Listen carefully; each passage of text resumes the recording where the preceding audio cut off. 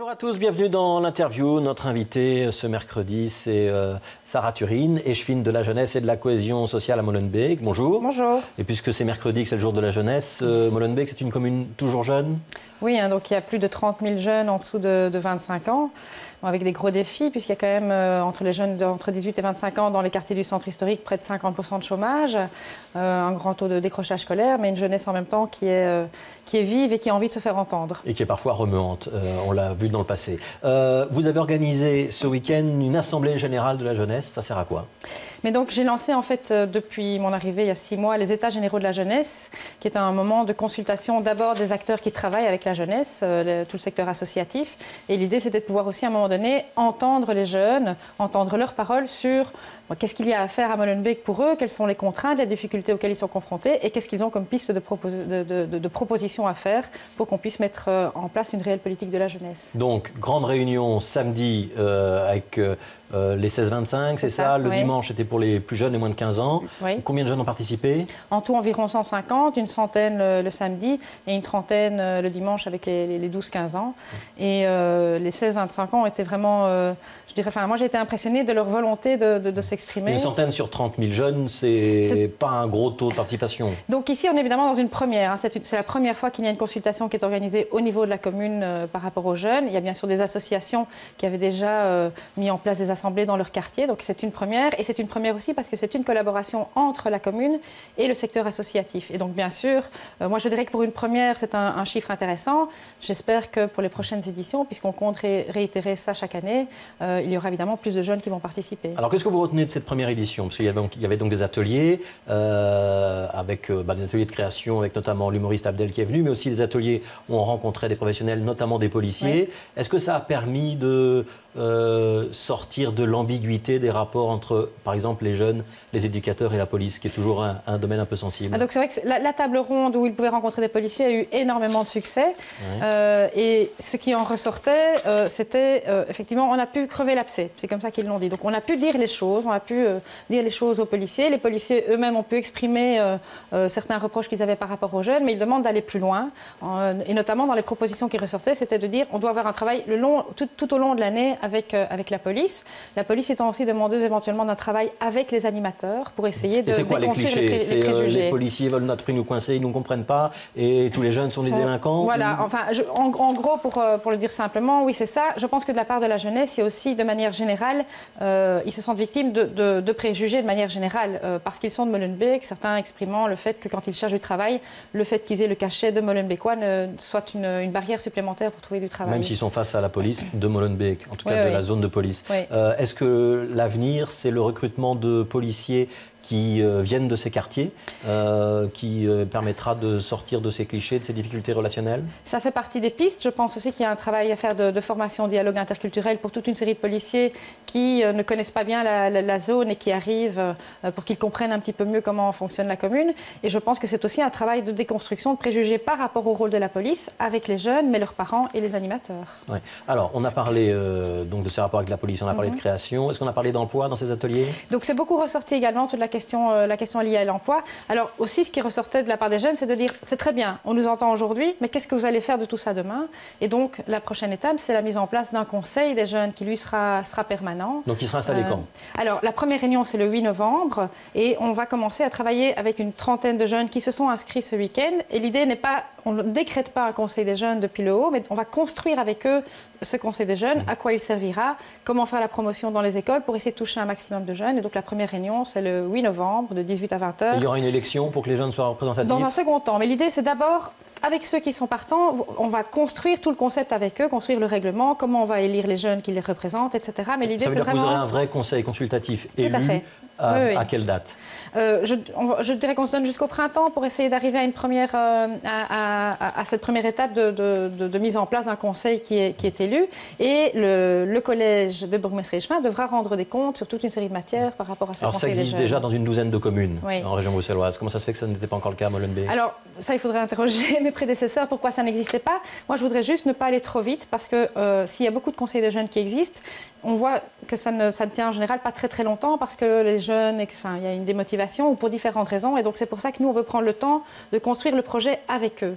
Qu'ils construisent le règlement, comment on va élire les jeunes, comment ils vont être représentés, quelle promotion on va en faire, pour s'assurer qu'ils soient pris dès le départ dans le processus. Et fondamentalement, ça sert à quoi? Parce que c'est toujours le conseil communal qui a le pouvoir de décision. Bien sûr, ça reste consultatif. Je pense pour moi, il y a 3 grands objectifs. Le premier, c'est que ça permet quand même de nourrir la réflexion des échevins sur toute une série de matières, que ce soit en aménagement du territoire, en politique de jeunesse, par rapport aux formations à l'école. Les jeunes peuvent faire des recommandations. Exactement, ça c'est le premier. Le deuxième, c'est un rôle aussi d'éducation à la citoyenneté. Ça permet aussi aux jeunes à comprendre comment fonctionne notre démocratie, comment fonctionnent les institutions. Et le troisième, c'est permettre aussi aux jeunes de se mettre en projet. Et donc ici, l'idée, c'est que le Conseil des jeunes aura également un rôle de mise en projet, pas seulement pour les jeunes élus, mais pour qu'ils puissent porter eux-mêmes des projets pour l'ensemble des jeunes de la commune. Oui, donc je suis un jeune, fais partie de ce conseil communal, j'ai envie de vous poser une question embêtante, vous allez forcément me répondre? Et vos collègues de la majorité vont forcément me répondre? On devra répondre. Alors, notre réponse ne satisfera peut-être pas le jeune, mais on devra y répondre. Il y a obligation de réponse? Il y a obligation de réponse, oui. Ouais. Et donc je suis un jeune, j'ai moins de 25 ans, je suis intéressé, comment ça marche? Et donc, on peut prendre contact avec le service jeunesse de la commune ou venir à cette première réunion qui se tiendra donc, le 8 novembre de 18 à 20 h au foyer rue des Ateliers au numéro 25. Et toute la majorité jouera le jeu? Bien entendu, oui. Le collège est derrière moi pour ce projet. Alors, ça c'était l'aspect jeunesse. Il y a un grand projet à Molenbeek-Saint-Jean, c'est le projet de métropole culturelle, c'est pour l'année prochaine, c'est pour 2014. Vous en attendez quoi? Je pense que c'est une opportunité réelle pour la commune de pouvoir stimuler des projets qui sont créés par plusieurs acteurs en matière de culture. Et donc pour ceux qui ne connaissent pas, ça veut dire que Molenbeek sera la capitale culturelle de la communauté française, Fédération Wallonie-Bruxelles pour l'année prochaine. Voilà. Et ça permet également de valoriser une commune qui est parfois en déficit d'image positive, je dirais. Et donc pour ces deux aspects-là, le processus est vraiment intéressant. Il y aura une trentaine de projets tout au long de l'année. Alors voilà, c'est un peu regrettable. On a moins de moyens que pour les éditions précédentes, mais la crise oblige. C'est-à-dire que les subsides ont été diminués? Ils ont été diminués par rapport au projet initial, mais malgré ça, on va quand même pouvoir mener de beaux projets. Il y a une trentaine de projets, dont le premier, le grand, qui commencera le 25 janvier, mais on aura tous les détails du programme d'ici la fin de ce mois d'octobre. Dans quelques semaines. Oui. Ça va attirer les feux sur Molenbeek et de manière positive, c'est ça l'idée? C'est l'idée, mais la deuxième, c'est aussi de faire émerger des dynamiques culturelles entre des acteurs différents au sein de la commune. On sait ça veut dire que ça va se prolonger au-delà de 2014? Ah, moi j'espère bien, il faut. C'est une commune où il y a énormément d'artistes qui y résident, mais ces artistes ne sont pas nécessairement connus de la population. Je pense qu'un processus comme celui-là permet également de faire émerger des nouvelles dynamiques. Alors, ce sera probablement une dernière, parce que le concept de métropole culturelle, vraisemblablement, il n'y a plus d'argent pour le financer. Peut-être quitter votre casquette d'échevine, mais globalement, c'est dommage ou c'est effectivement budgétairement pas une priorité? Moi, je trouve que c'est regrettable parce que je pense que c'est vraiment avec des outils comme ça qu'on peut, dans des endroits pas toujours attendus, à un certain moment, mettre le focus sur la question culturelle la culture n'est pas qu'un outil de divertissement, c'est aussi un outil d'émancipation. Et donc, des outils comme ceux-là permettent de créer des dynamiques qui perdurent après l'événement en tant que tel. Alors, une question sur l'emploi, même si ce n'est pas votre compétence, mais que c'est la compétence d'un autre échevin. On sait que, vous l'avez rappelé, notamment pour les jeunes, c'est une grosse difficulté de trouver un emploi, notamment des emplois peu ou pas qualifiés. Est-ce qu'il y a des pistes à Molenbeek? Oui, donc on avait parlé de la question de la ressourcerie à Gare de l'Ouest. Donc un endroit où on allait recycler les déchets. Exactement. Donc sur le projet de la Gare de l'Ouest, pour l'instant, ça freine un petit peu parce qu'entre région et fédéral, ils n'arrivent pas à se mettre d'accord. Mais nous, à Molenbeek, on a d'autres pistes pour l'instant, notamment le développement d'une filière de la récupération du bois qui se trouve sur l'espace public, donc notamment les dépôts clandestins, etc., de récupérer le bois pour en faire des panneaux d'isolation ou éventuellement des meubles design. Et donc c'est un projet qui va être mené en partenariat entre la commune et un gros acteur de l'économie sociale. Donc là, on en est au tout début, donc je l'annonce ici, mais donc on en est au tout début de la recherche de subsides pour pouvoir mener le projet à bien.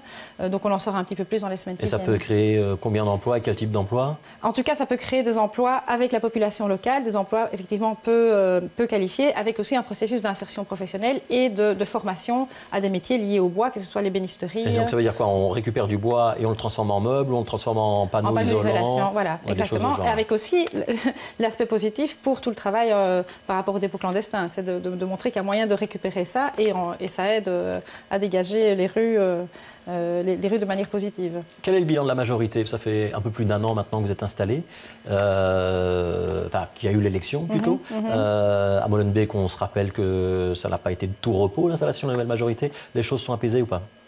Les choses s'apaisent, mais il faut reconnaître qu'on a un lourd héritage par rapport au fonctionnement de la commune, auquel nous devons faire face, nouvelle majorité. Donc on est en train de remettre de l'ordre. On a des difficultés budgétaires importantes qu'on a découvertes. Le budget 2014 sera difficile? Le budget 2014 sera loin d'être simple. Il faut s'attendre à une hausse de la fiscalité ou pas? On n'en a pas encore discuté. Les discussions budgétaires vont bientôt commencer, mais effectivement, on devra se poser différentes questions pour continuer à mener à bien des projets, parce que la population en a besoin. On a une population qui est extrêmement précarisée. Et l'autre aspect, c'est qu'on a face à nous une administration qui a été fortement abandonnée à elle-même. Et donc, il faut mettre en place une réelle politique du personnel pour mener à bien l'ensemble des projets. Donc, je dirais que ces deux aspects, tant l'aspect financier que personnel, nous a demandé beaucoup de temps durant cette première année, mais ça ne nous empêche pas de mener à bien différents projets. On voit... Ce que vous êtes en train de nous dire, c'est que ça n'a pas été facile avec le personnel au début.